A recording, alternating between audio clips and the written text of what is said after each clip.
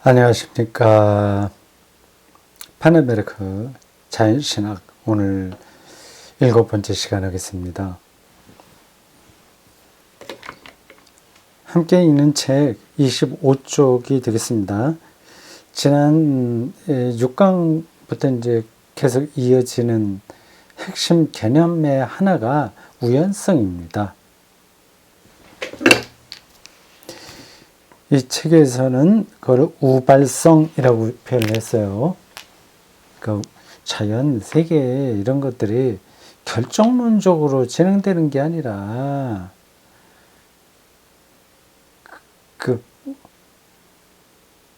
오히려 우연한 것의 출현으로 진행된다.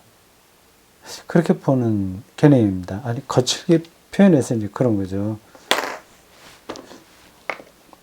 우리 이 책에서는 우발성이라고 그러는데 우발성보다는 우연성이 일반적으로 사용하는 단어입니다. 우연성. 영어로 컨팅젠시라고 하고, 파넨베르크가 쓰는 독일어에 따르면 컨팅겐츠 좀 비슷하죠. 여기까지 비슷하고 어미가 좀 다르고 뭐 K하고 C 발음 비슷합니다.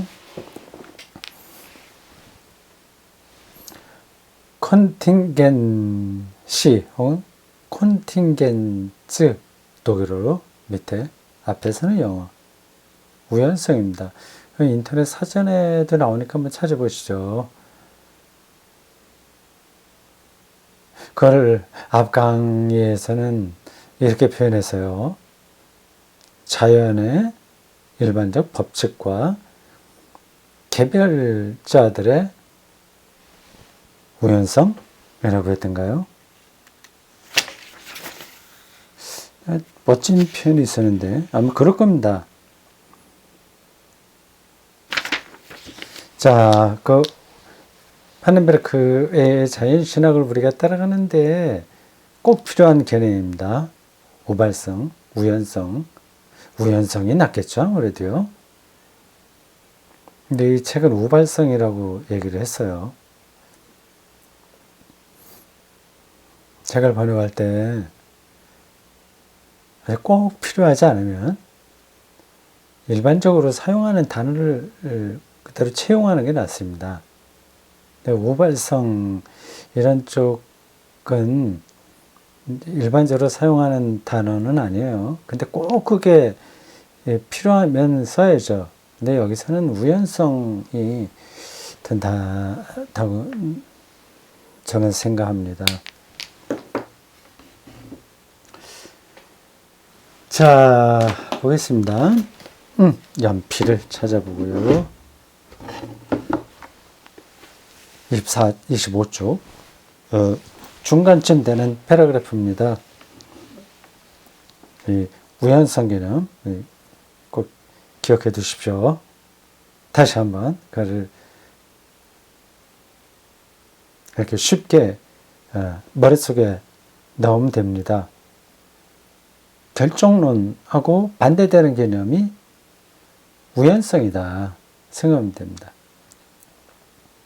결정론은 무슨 법칙에 따라서 모든 게 그대로 돼야 되는, 다 그 법칙 원리에 따라서 다 진행된다는 생각입니다. 우연성은 거기에 다 들어맞는 게 아니다. 오히려 우연성이 그 세계를 정확하게 이해하는 데 더 중요하다.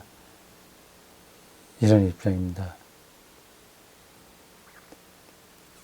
그런데 우리들은 일반적으로 결정론에 다 기울어져 있습니다.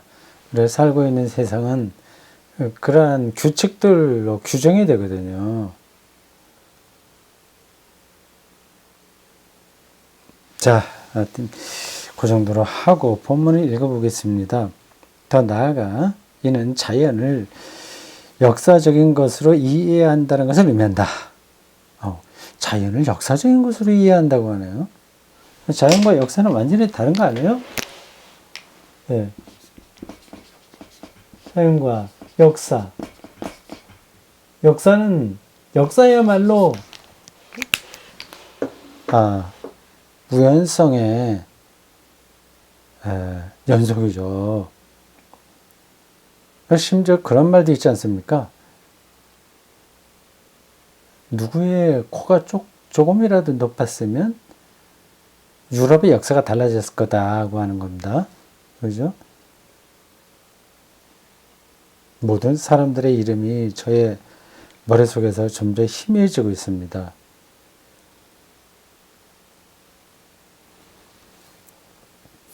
아주 사소한 것들이 결정적인 사건을 만들어내는 거죠. 역사에서는 그렇습니다. 근데 파넨베르크는 이 자연도 역사적으로 봐야 된다고 하잖아요. 깊은 통찰입니다. 준비가 되지 않았으면 저렇게 함부로 말을 못합니다. 아이고, 자연이 어떻게 역사야. 딱 정해져 있는데 그 만유인력이 있고 전기 전자장이 있고 그런 거하고 어떻게 역사하고 비교할 수 있어? 보통 그렇게 생각합니다. 보세요. 왜 그런가? 만일 우리가 자연 법칙들로 당연시 하고 있는 것들이 우발적 사건들의 우발이 나와서 우연으로 제가 읽겠습니다. 콘팅겐시 영어로, 독일어로 콘팅겐츠. 발음하기도 좀 어려워요. 저런 단어들은요. 우연성으로 읽겠습니다. 우발적 사건들보다도 우연한 사건들이라고 표현하면 더 자연스럽죠. 사건들의 현실 과정으로부터 추상된 균일성들이라면, 다시요. 만약 우리가 자연 법칙들로 당연시하고 있는 것들이 우연한 사건들의 현실 과정으로서의 추상된 균일성들이라면, 각 사건들은 시간적으로 유일무이하다. 그때 시간적으로 딱 그렇게만 나타나는 거죠.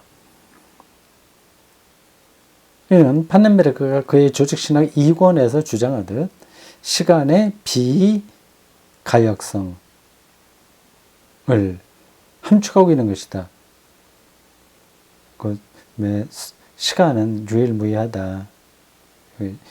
시간의 비가역성.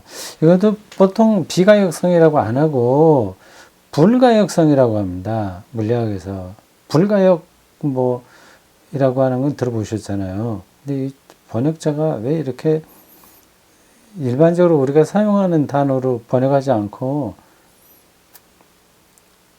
특이하게 했나요? 근데 또 의미는 알겠습니다. 틀린 건 아니에요. 비가역이나 불가역이나 마찬가지인데 이미 불가역으로 통용되고 있는 단어니까 그렇게 쓰는 게 좋습니다. 시간의 불가역성을 함축하고 있는 것이다. 이 단어가 중요해서 그런지 독일어로 달아놨네요. 영문 편집 번역자가 그 단어를 독일어를 달아놓은 것 같습니다. 그걸 이제 우리 한글로 번역한 이름이 뭐예요? 박일준 선생이 그대로 또 달아놨습니다. 예. 아니라는 뜻이요. 예. 할 수 없다는 뜻이요. umkehren,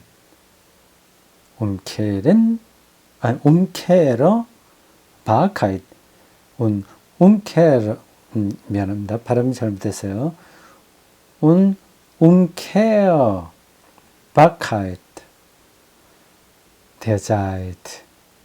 함축하고 있다는 것이다. 서로 고전 역학의 법칙들 속에서 원리적으로 시간의 가역이 가능하다고 해도 그 자연 법칙들을 추상하고 있는 현실의 자연 사건 과정들은 그렇지 않다. 조금 까다롭네요. 이 부분에서. 넘어가겠습니다. 좀 천천히 이 문장들을 따지고 들면 이렇게 분석하듯이 보면 알겠는데 하여튼 좀 까다로워요. 따라서 자연의 실제는 무엇보다도 역사적 실제다. 예, 일단 그 대답은 우리가 알아들었습니다.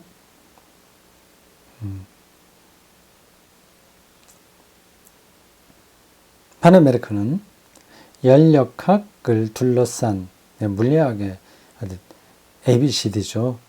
연력학을 둘러싼 최근의 토론들에 매우 흡족해 했을 것이다. 왜냐하면 연력학은 과학계로 하여금 시간의 비가역성, 불가역성을 받아들이도록 강하게 요청하는 것처럼 보이기 때문이다.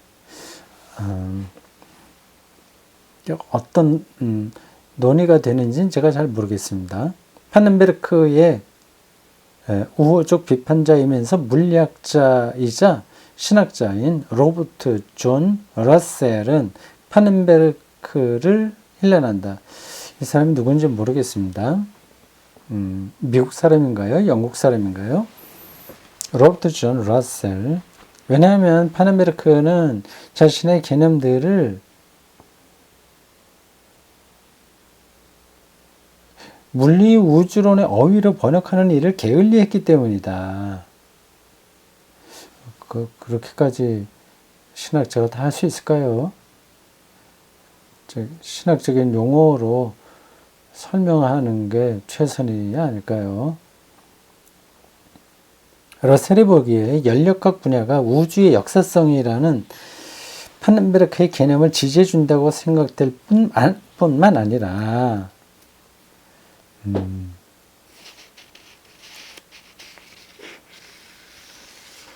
또한 우연적 사건들은 우리가 알고 있는 생명의 창조를 향하여 유도되어 온 것으로 보이는 인간 원리에도 이 메넨 신학자 파넨베르크의 작업을 지지해 줄 수 있다. 잠깐만, 여기 로버트 존 러셀이 파넨베르크를 힐난한다고 그랬는데 뭘 힐난했는지는 별로 설명이 많이 나오지 않아요. 그냥 한 가지만 얘기했네요.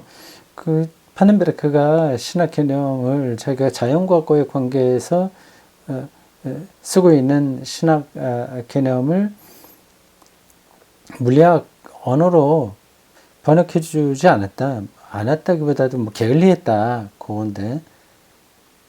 근데 그 다음에는 그걸 이제 풀이하는 것 같아요. 러셀이 보기에 하고서 쭉 나오잖아요. 여기서는 뭐 별로 러셀의 파넨베르크를 비판하는 모습이 보이지 않습니다. 연력학 분야가 우주의 역사성이라는 파넨베르크의 개념을 지지해 준다고 생각될 뿐만 아니라 연력학 분야가 또 우연적 사건들은 우리가 알고 있는 생명의 창조를 향해서 유도되어 온 것으로 보이는 인간 원리도 이 메넨의 신학자 파넨베르크의 작업을 지지해 줄 수 있다. 이건 다 이 파넨베르크의 입장이 옹호받는다는 얘기 아니에요? 러셀이 다 좋다고 얘기했는 건데 명확하지 않습니다. 어쨌든 연력학이 물리학에서 이슈가 되면서 이 파넨베르크 입장이 더 단단해졌다 그 얘기입니다. 어쨌든 이럴 때는 강동하는 사람이 연력학이 뭔지 이런 거를 쫙 풀어서 해주면 좋을 텐데요. 그걸 설명하면 제가 알아들을 수 있는데 그걸 지금 제 스스로 설명할 자신이 없어요. 아마 어디서 제가 뭐 듣거나 읽거나 보기는 했을 겁니다. 최근에 연력학 논의 말이죠. 어쨌든 파넨베르크가 강조하고 있는 바는 바로 자연은 본질적으로 역사적 차원을 지니고 있다는 거죠. 역사는 이제 쭉 가는 거잖아요. 다시 돌아가지 못하잖아요. 그걸 얘기하는 겁니다. 이 자연이 나가지 돌아가는 게 아니다. 뭐 뻔한 얘기 같긴 해요. 근데 그건 뻔한 얘기가 아닙니다. 왜냐하면 역사는 과학계와 신학계에 막힌 담을 허물고 상호 교류를 가능하게 해주는 열린 문의 역할을 감당한다고 생각되기 때문이다. 신학도 그 자연의 진행, 쭉 나가잖아요. 역사적이잖아요. 거기 한 점에서 무슨 일을 하고, 과학도 그런 일을 하니까 자기들이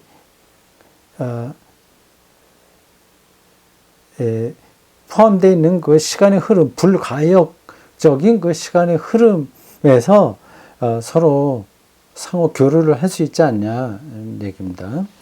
신학자들은 역사의 친수가다. 그렇죠. 그 역사를 보는 눈이 구약 성경도 대단합니다. 성경은 역사적인 하나님이 역사적으로 자기를 계시하신다 얘기하는 겁니다. 이게 파넨베르크 신학의 출발점이기도 합니다.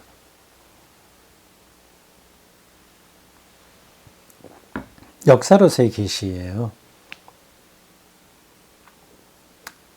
오펜바룽 알스 게슈테, 젊었을 때 시작한 새로운 신학 운동의 출발점입니다. 역사로서의 계시, 계시는 하나님의 자기 드러내심인데 하나님이라고 생각이 듭니다. 개념적으로 보면 똑같은 말이에요. 근데 역사로, 그러니까 하나님이 역사다 이렇게 말해야 되는 겁니다.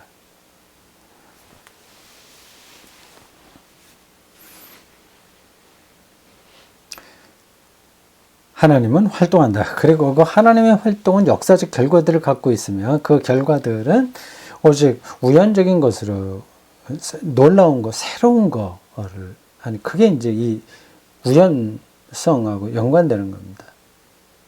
이전에 못 보던 것을 보게 되는 거죠. 구약에 그런 고백들 많이 나오잖아요. 우연적인 것으로, 그리고 시간적으로 유일무이한 것으로만 파악될 수 있다. 이런 맥락에서 신학은 하나님 활동의 역사에 대한 연구로 이해될 수 있다. 그래서 파넨베르크를 역사신학자라고 얘기합니다. 몰트만도 역사를 중요하게 생각하는데 차이가 있죠. 이렇게 몰트만은 역사 변혁에 초점이 있다면 파넨베르크는 역사 해석에 그 신학에 초점이 있습니다. 파넨베르크는 자연에 추상된 균일성들로부터, 이 표현이 좀 잘 안 들어오죠. 자연에 추상된 균일성, 이게 도대체 무슨 말이야? 그렇잖아요. 자연 법칙 하시면 됩니다. 과학자들이 찾은 과학적인 명제들, 법칙들, 그런 게 바로 자연의 추상화된 균일성들입니다. 균일한 거를 공식으로 말하는 거잖아요. 과학자들이. 그러한 균일성들로부터 자연의 우발적, 우연적 사건 과정이 가설적으로 존재하고 있는 배경으로 과학자들의 초점을 옮겨놓고자 시도한다.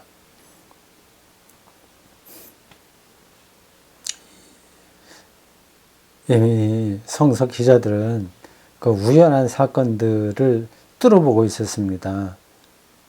하나님을 그 관점 안에서 이해하려고 했죠.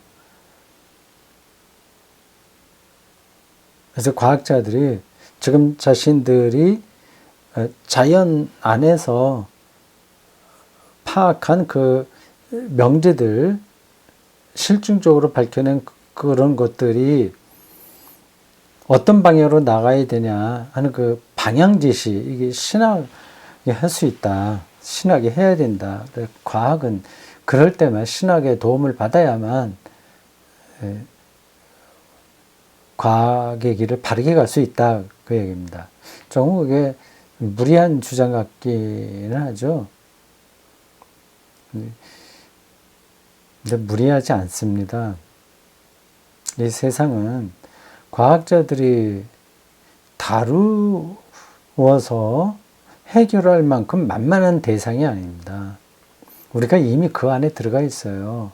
그래서 우리가 지금 보고 있는 것은 실체가 아닐 가능성이 아주 많이 있습니다. 자연과학으로 증명된다고 하는데 그 증명이라고 하는 것도 그 과학이 보려고 하는 관점에서만 옳은 거죠. 그 흔한 얘기 있지 않습니까? 물고기가 물을 볼 수 있겠나? 물 바깥으로 나와서 사람이 볼 때만 그 물과 물고기가 구분돼서 보이죠. 근데 과학이라고 해서 그런 제한을 다 뛰어넘는 게 아닙니다.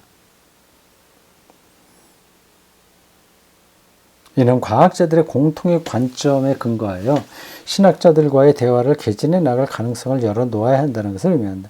과학자들에게 신학의 주장에 대해서도 귀 기울여야 된다. 그 얘기하는 거죠.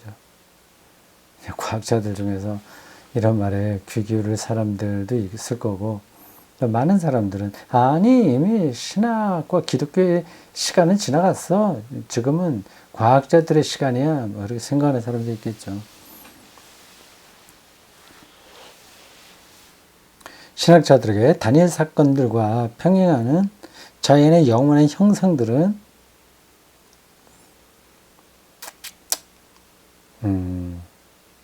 자유로운 신의 활동이 낳은 우연적 생산물로 보인다. 이런 문장 하나도 확 들어오지 않을 겁니다. 한 번 더 읽어볼까요? 신학자들에게 다니엘 사건들과 평행하는 자연의 영원한 형상들은 다니엘 사건, 뭐 내가 학교에 갔다, 뭐 수능 시험을 봤다, 이런 게 다니엘 사건이죠. 여기에 평행하는 자연의 영원한 형상들이 여기 어떤 걸 얘기하는 걸까? 이 단어가.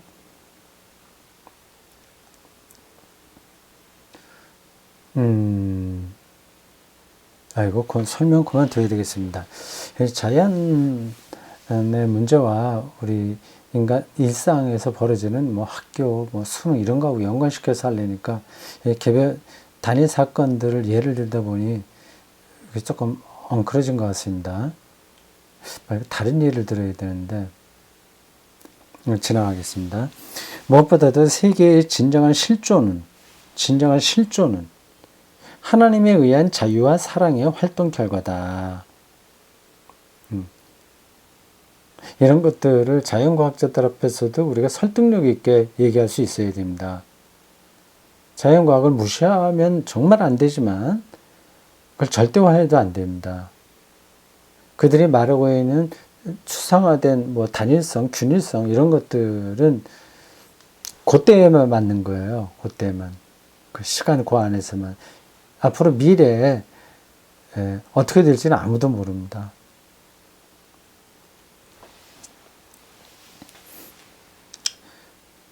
시간의 흐름을 통전하는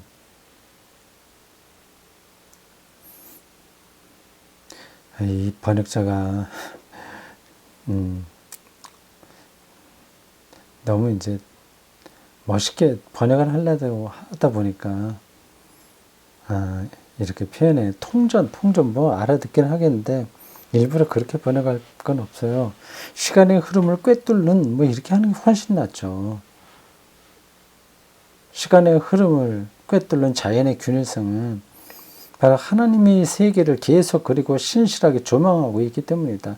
비록 하나님의 활동이 우발적이고 그래서 어떤 보다 높은 원리를 통해 추론해낼 수 있는 것이 아니라 할지라도 하나님의 활동은 자신의 앞서 행한 활동과 연속성을 갖고 있으며 동시에 그럼에도 불구하고 그의 활동은 아직 예견될 수 없는 그의 미래적 활동을 향해 열려있다. 닫혀있는 게 아니라 열려있다. 자연과학자들은 하나님이라고 하는 말에 특히 이제 우리나라 경우에 더 그런데 어떤 선입견이 있는 거예요. 교회에서 생각하는 그런 하나님 표상 거기에만 머물러 있으니까 신학에 대해서 귀를 기울이지 않으려고 합니다. 네. 자, 거기까지 됐습니다. 그 다음 마지막 소제목이겠죠. 이걸 빨리 읽어 치워야 되는데 아직 몇 쪽도 남았습니다. 이게 서론이에요.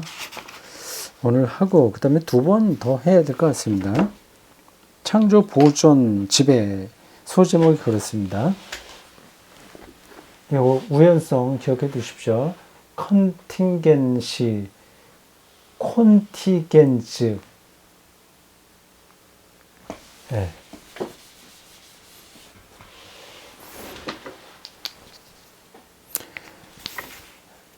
마지막 소제목은 창조, 보존, 지배.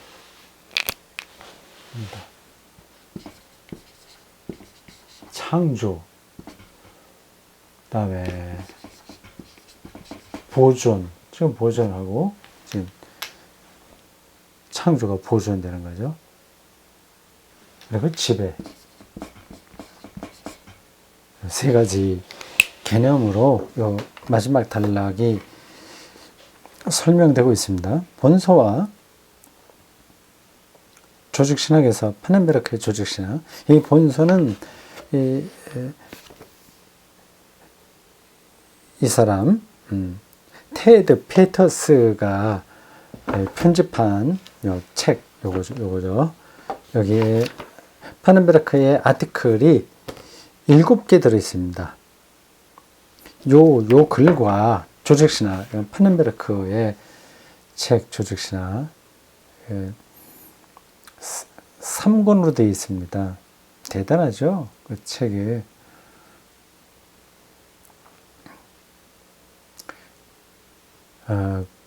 파넨베르크 조직신학을 지금 어느 출판사죠? 새물결 플러스에서 번역한 걸로 알고 있습니다. 3권까지 다 했는지 아닌지는 모르겠습니다. 2권까지 한 건 제가 확실하게 알고 3권까지 하면 맞췄을 것 같습니다. 아주 큰 책인데 그 새물결 플러스 출판사에서 그런 책들을 번역해내네요. 참 대단합니다. 새물결 플러스 말이에요. 저도 그 출판사에서 책 2권을 냈습니다. 목사 공부와 목사 구원이죠.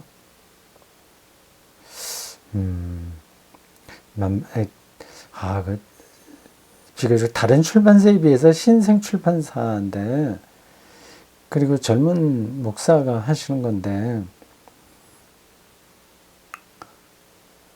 무게 있는 책들을 많이 번역을 했어요. 그걸 어떻게 운영을 하는지 참 신비롭다고 할까요? 놀랍습니다. 저도 그 출판사 사장 이름도 기억이 안 나네. 또 2번 정도 만나서 얘기했습니다. 총신 출신인데 좋은 분이죠. 조직신학에서 우리는 파넨베르크가 창조, 쉐풍 독일어, 그리고 라틴어로 크리아치오, 보전이에요. 보전, 나는 보존으로 했는데 그냥 느낌상 보존이 맞지 않나 싶었는데 보존이라고 보통 얘기하는데 보전, 창조의 보전이 아니라 보존으로 우리가 많이 씁니다. 의미는 비슷하죠. 근데 보전보다는 보존이 더 의미에 가까울 겁니다. 에야 할퉁. 그리고 지배, 레기어룸 이라는 신학적 범주를 통해 이상의 관심 현안들에 접근해 들어가는 것을 볼 수 있다. 창조의 범주를 다룰 때 창조라는 이 카테고리를 다룰 때 페넨베르크는 세계의 진정한 실존은 그 자체로 우연적이라는 사실에 주목한다. 그렇죠. 세계의 진정한 실존은 지구가 이렇게 있다고 하는 것 자체가 우연한 거죠. 태양이 우연한 거니까. 그리고 내가 세상에 이렇게 태어나서 산다는 것도 참 우연한 거죠. 지금 이 시간에 이렇게 존재한다는 것 자체가 우연한 거죠. 기독교 신비주의자들은 그걸 다 몸으로 느끼고 살았습니다. 성서기자들도 마찬가지고요. 그걸 생각한다면, 이게, 그러니까, 그리고 불가역이고, 딱 한 번이라고 하는 그 시간의 흐름 속에 있다고 하는 걸 생각하면, 우리는 다른 사람과 다툴, 마음이 안 생기는 거죠.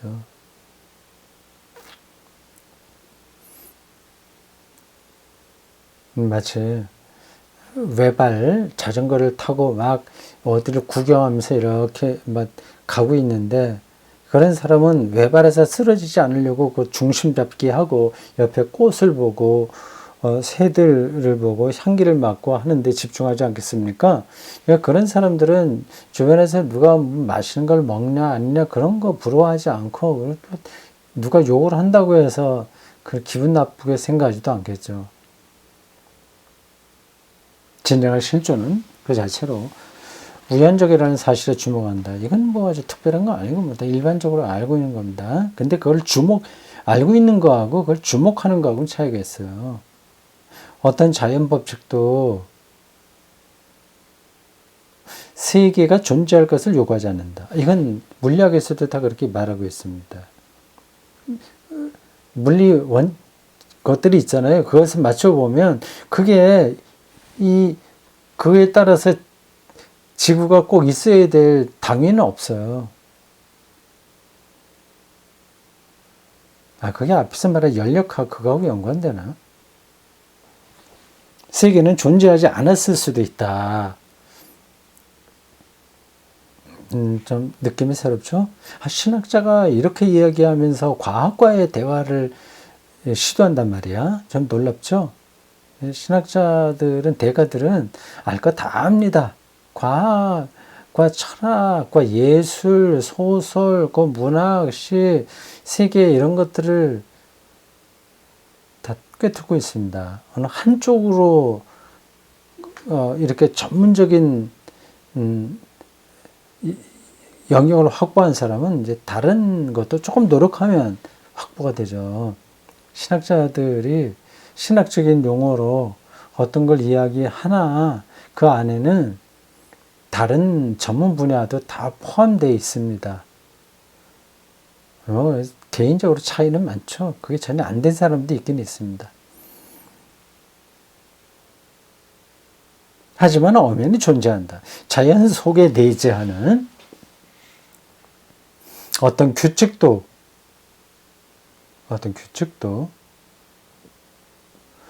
순전히 주어진 것으로서 자연의 존재를 전제한다. 신학자들은 이 사실을 무로부터의 창조로 설명하고자 한다. 무로부터의 창조로는 빼는 게 좋아요. 여기서는 그냥 창조죠. 창조론이 아니라 론 하려면 로기가 다 들어가야 되는데 지금 그것도 없는 상태인데 이 단어를 창조론이라고 번역하면 좀 그렇죠. 무로부터의 창조. 저도 여러 번 이야기한 거고 그 신학의 출발이라고 할 수 있는 개념입니다. 크레아, 지오, 엑스, 힐로, 무. 없는 것으로부터의 창조. 이런 거 단어를 뭐 부흥회 때도 뭐 들을 수 있는 거고 설교 때 많이 듣는데 그냥 그러려니 하고 생각합니다. 아, 하나님이 아무것도 없는 데서 세계를 창조하셨다 그러니까 위대하시지 뭐 이런 정도예요. 그렇게 창조하신 분이시니까 그걸 몰라보면 안 되지. 그러면 지옥까지 뭐 이런 식으로 얘기하는 거죠. 훨씬 이거는 철학적이고 과학적인 진술입니다. 그래야죠. 엑스 니힐로. 이걸로 설명하려고 한다. 무로부터의 창조는 전적으로 자유로운 하나님이 어떤 외부적인 힘들의 도움 없이 오직 세계를 존재해야겠다는 하나님 자신의 사랑의 욕구만으로 이 세계를 창조했다고 주장한다. 네, 됐습니다. 오늘 여기까지 하겠습니다. 수고하셨습니다. 요즘 날씨가 추워지죠. 감기, 독감 조심하시기 바랍니다.